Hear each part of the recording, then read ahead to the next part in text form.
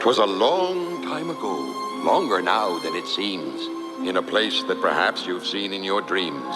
For the story that you are about to be told took place in the holiday worlds of old. Now, you've probably wondered where holidays come from. If you haven't, I'd say it's time you... Hey guys, welcome back to another What If, and today I am here with What If Deku was Jack Skellington from Nightmare Before Christmas. So, if you guys enjoyed this video, make sure you hit the like button and subscribe, and while you're at it, make sure to burn the bell icon at the stake to make sure that you guys get notified whenever I post a new video. So yeah. We are going to open up our books to page 1. A new beginning.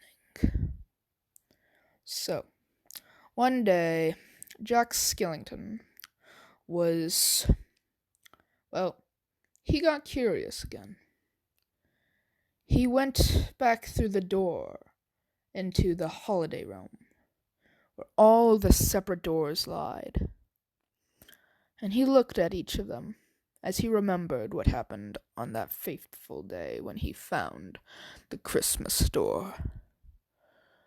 He looked at each of them, wondering what all of them are, as he already knew what the Christmas one led to, but he didn't know what the 4-leaf clover, the turkey, and the rest were. But he knew he mustn't let his curiosity get to him. So he locked all the doors. And right as he was about to go back through the pumpkin door, something caught his eye. Something that he had never seen before. Something that was new. He doesn't know how he didn't see it last time. As he turns his head to look at the new door. This door had a symbol. It didn't have a turkey, it didn't have a 4-leaf clover, it didn't have a pumpkin, it didn't have anything. But this tree was different from the rest of them. It had the outline of a person on it. He doesn't know what that means. As his curiosity got closer and closer as he got closer. As the organs, he could see the organs, and then the tissue, then the muscle, then the skin. When he finally got up to the door, the symbol was a person. Not a living person, just a picture of one, but the way that it filled in by each step he took just wasn't right. As he opened the door to look in, he saw nothing. Then he was pushed in. As he turned around as he was falling, he saw the outline of Boogie Oogie. As he screams at the top of his lungs at the boogeyman only laughs as he says, "Bye-bye, Jack," as he slams the door and locks it with a chain as he boards it up and starts whistling as he returns back to the pumpkin door and shuts it behind him. As Jack is falling, he's just screaming as he turns around to see that he's on the ground. He stands up and looks around. He doesn't know what this place is. "Where am I?" he asks. "How did Boogie Oogie return? That's impossible." As he starts walking forward, seeing the buildings around him, he notices that this is a lot more futuristic than the Christmas land. He realized there were a lot more buildings that went up to the sky, beautiful trees, and lots of people. He realized that he mustn't let himself be seen. Last time that happened, he almost got shot out of the sky. So he climbed up onto a building and started looking around.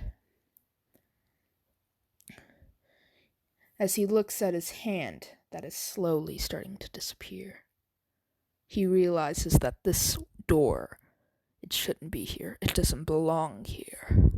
So unlike the other doors, he can't stay in here for long. He must get out of here. As Jack sees a less populated area for him to head to, so he jumps off the rooftop and starts running towards the less populated area. And then he hears his favorite bark. Roof, roof. He turns around to see Zero heading towards him. He hugs Zero with open arms as he asks him how he got there. As Zero just looks up to see that the door is gone. As he starts licking Jack, as Jack says, "Oh, stop that, boy. We gotta find a way out of here. Let's head over here. Not as many people are over here." As he starts running towards a playground. When he gets to a playground, he sees a little boy crying. As he sees another boy bullying him, using some kind of ability, unlike any of the abilities he had seen in Halloween Town, or Christmas Town, or whatever those people called it. I'm pretty sure it was called the North Pole. I don't remember. As he is just watching as the bully blows up the kid's toy, as the green-haired kid starts crying, as the other kid starts laughing at him for being so pathetic. "Deku, you'll never get a quirk, and you'll never become a hero. So just get out of my sight. This is my playground. And you don't have the right to be sitting on it, weakling." As he had had enough of this kid's arrogance, he walked over to the blonde-headed kid, or whatever this kid's hair color was. He picks him up and says, "You shouldn't bully other kids," as he does the scariest face he can make. As Kachan screams as he blows up Jack's face as Jack falls to the ground. Jack realizes that these kids are different. They aren't weak. They aren't as easily frightened as the kids from Christmas Town or any other place. He realizes something must be done. As he gets up and takes his head off and shows it to the kid. The kid's fight instinct immediately changed to flight as the kid that the green-headed kid called Kachan, screamed in bloody murder as he ran off looking for his mom. As Jack puts his head back on and says, "I'm sorry that you had to see that. Do you need help up? Oh, I know exactly what you want. You want a toy, don't you?" As he remembers what happened last time when he gave a kid a toy. As he gets Vietnam flashbacks. As he pulls the toy out, it's a little possessed teddy bear as he puts it on the ground and says, "This will bring misfortune to anyone who dares make fun of you again." As Deku thanks the stranger for the new toy and hugs it, as the bear hugs him back. As Jack realizes that there's something different about this kid. This kid's almost like him. Almost identical like him. Except for the whole monster thing. As Jack looks back at his hand, that has completely disappeared. He realizes what he must do, as he puts his bony hand on Deku and says, "You know what? How about I protect you?" As Jack disappears, Deku looks around and sees no one. As he gets up and runs back home with his new teddy bear. But from that point, Deku would start having these dreams. These horrifying dreams. Dreams of a town where it's only monsters. And the one that they almost worship is the same person that he saw all those years ago. Each time they get more and more scary, till eventually Deku accepts them. And one day on Halloween, Kacchan smashed a pumpkin onto Deku's head, as Deku was dressed up as a scarecrow for Halloween. And then Kacchan pushed him into a fire on accident. Kacchan gasps as Deku starts screaming in pain.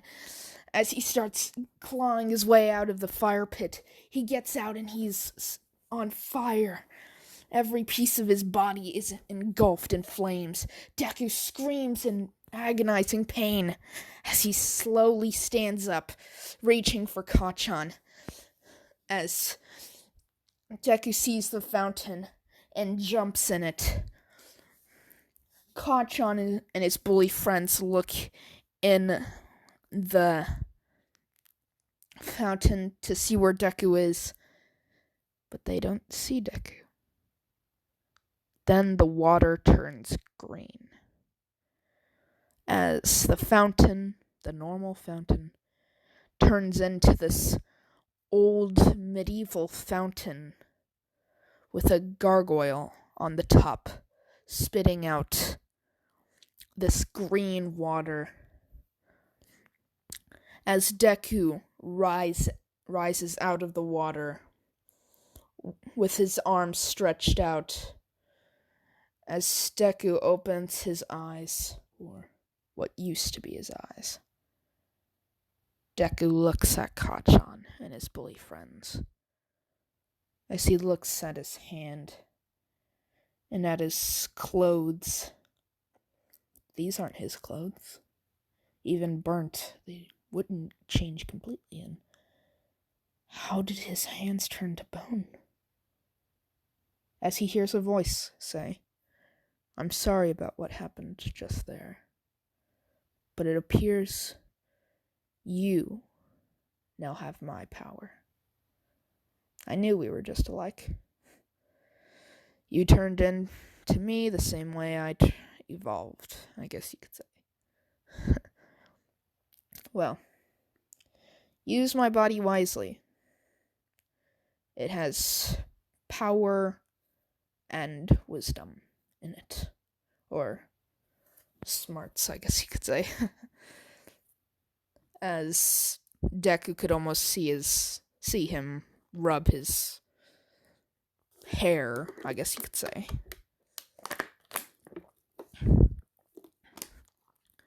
As Deku focuses back on Bakugo as he takes a step out of the cauldron. Then another.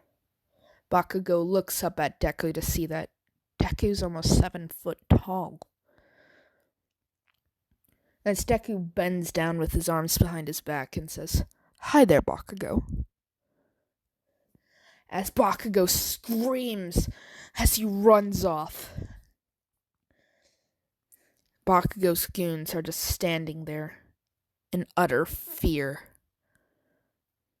As Deku says, "Boo," as the two goons run off screaming, following Bakugo. Deku smiles as he says, "Maybe this won't be so bad." When Deku gets home, he realizes that he has a very fondness of chemistry, as he starts reading up on every single book about chemistry and starts conducting experiments. He never knew he could do experiments like this, but he's so fond of them. He never knew. Then one night, while Deku is laying in bed, Deku just kind of ponders back on what it was like to actually have skin and not only be bones. As Jack interrupts his train of thought and says, "It isn't that bad. I mean, at least you won't be judged, because they'll just think it's your quirk. Isn't that what you guys call your abilities, I guess? I don't know, I've been doing my studying. But in my world, if we were to come here, well, to a different version of here, we would be judged, killed, exiled. We'd be monsters." As Deku says, "Isn't that what you guys are?" As Jack says, "No, heavens no. We are not monsters. Monsters are what... What is a good way of explaining this to you? Monsters are what animals think of you guys, and what you guys think of murderers. Monsters are not the definition of us. We are friendly. We just carry out traditions like you guys would. And ours is everlasting. We always do it. There is no not doing it. As long as Halloween exists, we exist. So as long as that exists, we always do our tradition. And because we look different, doesn't mean that we are any different from you. Other than the fact that, we have a tree with skeletons hanging off it, and a girl that can detach her limbs and sew them back on, and a crazy scientist who can make reindeer bones. Our world is pretty messed up now that I think about it. Well, it's messed up in your guys' eyes. My eyes, I've been raised there. Since the time I was... What do you guys call him?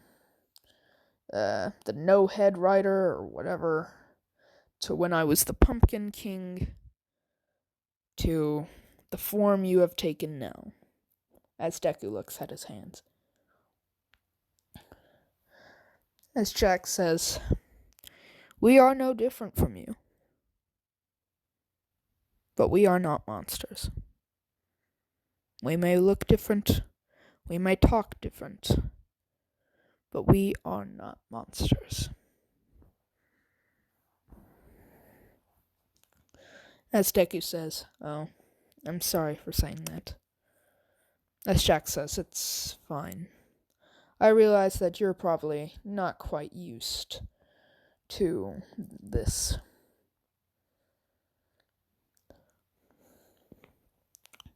So, one day, Deku is just sitting out in his yard, just looking up at the skies, when he sees a red nose literally right in his eye.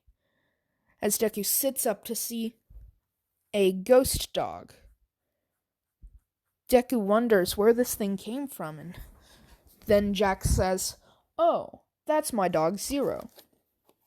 Zero, Izuku Midoriya. Zero, Izuku Midoriya." As Zero starts barking and jumps in Deku's lap as he starts licking Deku. As Jack realizes, oh, yeah, he can't hear me right now, so he probably thinks I'm you.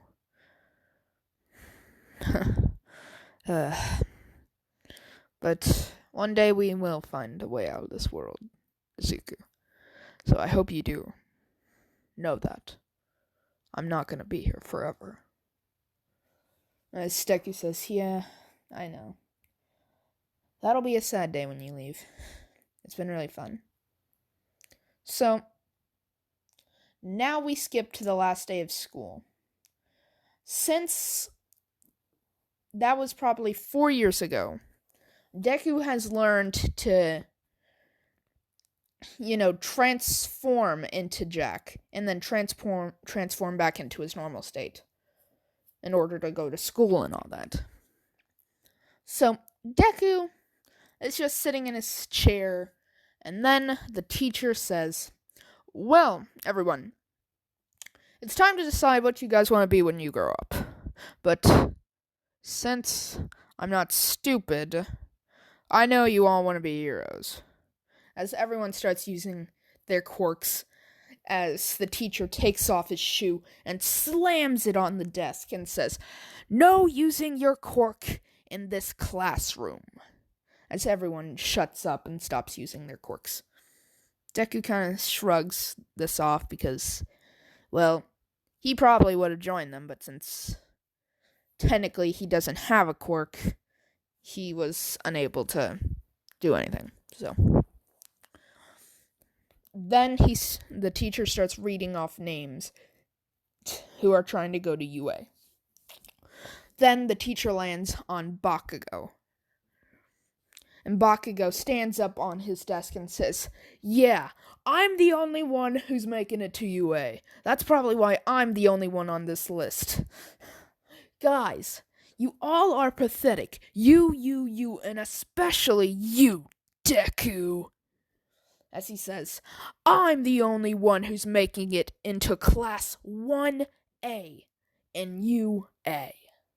So you all of you, better go become a police officer, because none of you are worth being in my eyesight. Because you all are a bunch of eyesores. I'm the only one getting into UA." As Bakugo makes a shrug face, as he just smiles the largest grin, as the teacher slams his shoe on the desk again and says, "Bakugo, get down. You got way too arrogant and way too cocky this time. Someone else did apply to UA.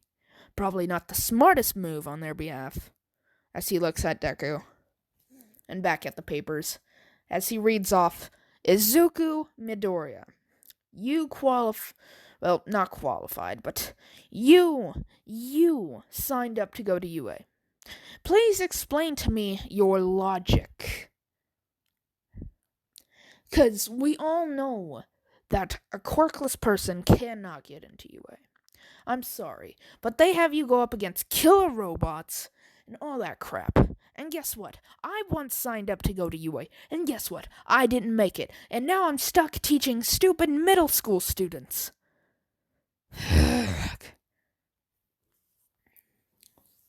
As Deku says, well, I want to be the first quirkless hero. And I know I can. And I won't stop till that dream is as the teacher coughs and says, well, guess what, kid? Dreams don't always make it. Okay? Dreams can't be your driving factor. You have to think logically, or you'll get killed. Do you think you, with like a gun or something, will be able to stand up against a guy with a fire quirk coming at you full speed with the intent to kill? You have a gun and no less than maybe some hero gadgets. You have zero quirk experience. You have no quirk. And you have no more heroes around you. It's only you. The police haven't arrived yet. It's only you. So the villain comes speeding at you. What do you do? As Deku says, well, I try and dodge. Okay, and then the villain shoots a long-range attack at you from two sides, and it's closing in. As Deku says, I would try and shoot the villain in the time I had. As the teacher says, well, since he has a fire quirk, he's able to burn the bullet before it hits him. Now what do you do? As Deku says, I try and dodge the two attacks coming at me, and then I try and get up close to try and fight him with my fists. And then the teacher says, okay then. So, you are able to dodge the bullets by some miracle. Or, not dodge the bullets. You're able to dodge the fireballs that are coming at you. And somehow get close enough. So, you throw the first punch, and he grabs the punch, breaks your wrist, and then burns your entire arm off. What do you do then? Then Deku says, I would try and, if it's a boy, or if it's a guy, kick him in the balls, and then drop him on the ground, and then arrest him with my one arm.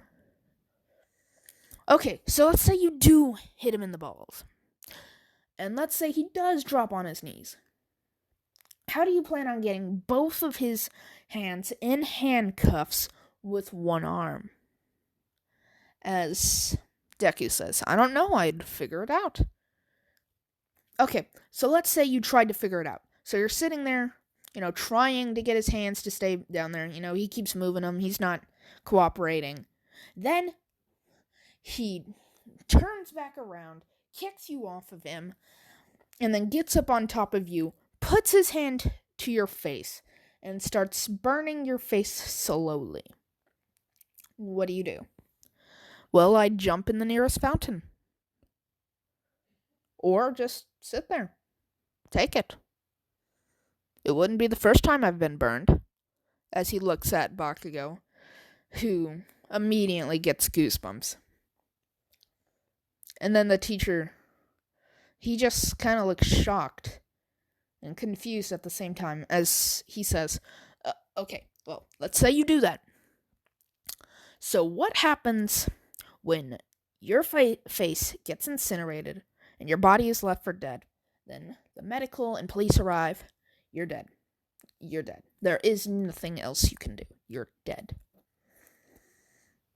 As the bell rings, and the teacher says, well, this is the end of school. Well, for me teaching you idiots. So I'm out of here. Good luck, Izuku. Can't wait to see you on the news when I hear 3 people dead, 1 a quirkless hero. I'm ready for that. As he walks out of the classroom. Deku's kind of shocked that the teacher would say that about him, but he understands. It's very unlikely for him to make it without a quirk. But Deku has one other ability that he could use. As Jack says, don't worry, I'll be there till I find out a way out of this world. So right now, Oogie Boogie is most likely tearing my world apart. let's hope I can still stop him when I get back. As Deku is walking home, he decides to take a shortcut. So, he's walking the shortcut when all of a sudden, the sludge villain pops out of a drain and says, "Ugh, that stupid All Might! I'm gonna have to kill him! But right now I need a hostage, a body I can take over." As he looks to his left and then looks to his right and sees Izuku Midoriya.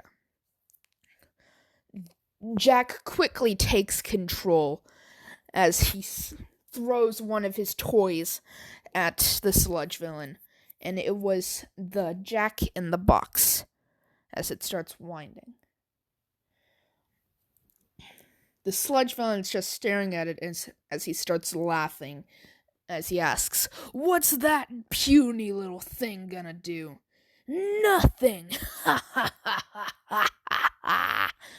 as he says. "Well, watch." As the Jack in the Box pops out and starts slinking its way closer, as the sludge villain says, "What the?" As the Jack in the Box bites the sludge villain, and the sludge villain's like, "What the heck? Get this thing off me!" As he's trying to get the thing off of him, as the sludge villain thinks, "Oh, wait, I'm the sludge." As he pulls the thing inside.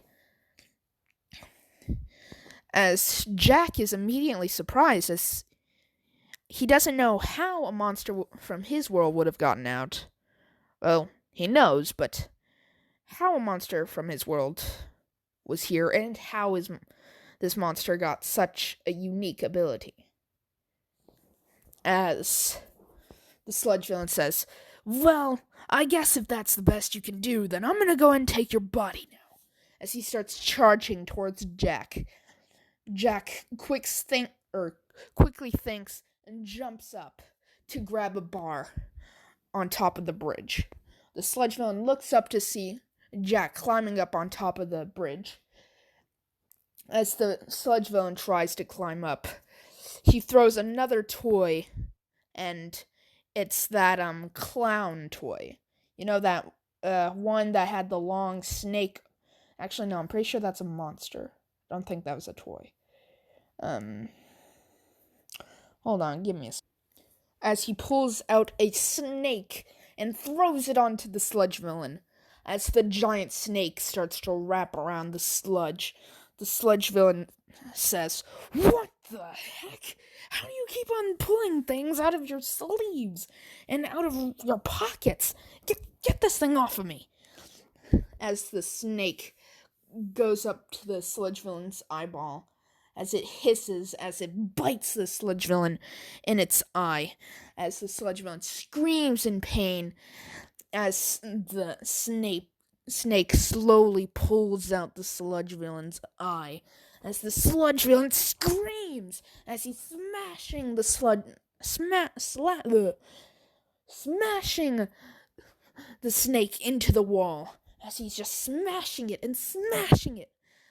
As Jack jumps off of the bridge and lands perfectly behind the sludge villain, as he throws a Christmas wreath onto the sludge villain, as the Christmas wreath comes alive and creates teeth all around its circle, as it crawls over to the sludge villain's other eye and bites it. The sludge villain is screaming in pain as he's slamming his sludgy head into the wall, trying to get the toys, or whatever the crap these things are, off of him. As Jack pulls out the teddy bear that he gave Deku all those years ago, as he throws it onto the sludge villain. As the bear opens its eyes for the first time, and with glowing red eyes and sharp nails and sharp teeth, it bites into the sludge, as the sludge screams in pain again, as it's trying to get all these toys off of him. As All Might arrives. And as soon as All Might arrives, all the toys focus their attack on All Might.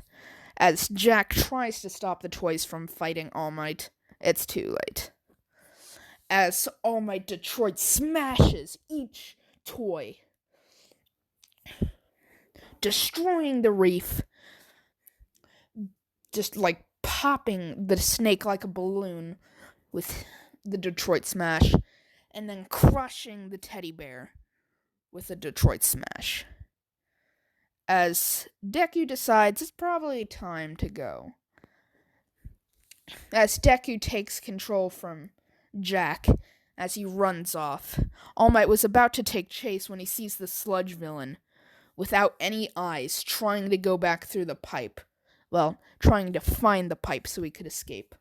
So All Might puts his hand in a fist and says, "Detroit Smash!" as he hits the sludge villain with a Detroit Smash. Now that the sludge villain is knocked out, he scoops the sludge villain up, puts the lid on, and jumps off. As Deku, around the corner, sits down as he's panting heavily, as the destroyed toys return back to Jack, as the teddy bear turns back into a normal, creepy teddy bear, no longer alive, as the snake slivers up Deku's sleeve, and the reef just disappears. As in Jack's world, the monsters are watching Jack, or this second version of Jack. They are confused what happened, but they need to get Jack out now, as Oogie Boogie is taking over Halloween Town, and they must get rid of him for a third time. And that, ladies and gentlemen, is where I'm going to end this episode off here. I hope you all enjoyed it, and if you did, make sure you hit the like button and subscribe. And while you're at it, United States of Smash the bell icon to be notified when part 2 to this video comes out. So yeah, peace